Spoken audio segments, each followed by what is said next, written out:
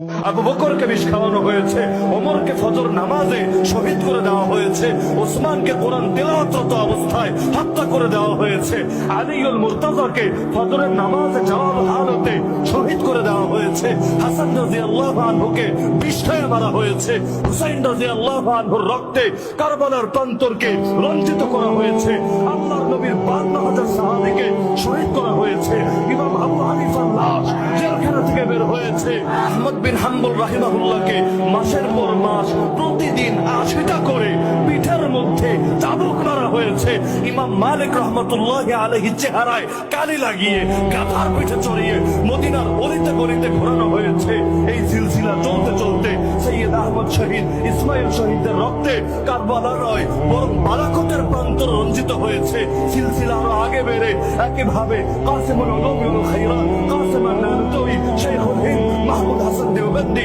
শাইখুল আরবি ওয়াল আজম হুসাইন আহমদ আল মাদানী, শাইখুল তাফসীর আহমদ আলী আল লাহোরী, তাদের রক্তের নজরানা সামনে আসতে আসতে সর্বশেষ আমাদেরও আকাবির এবং অনেক আশিকের রাসূলের রক্তে শাপলার প্রান্তর রঞ্জিত হয়েছে।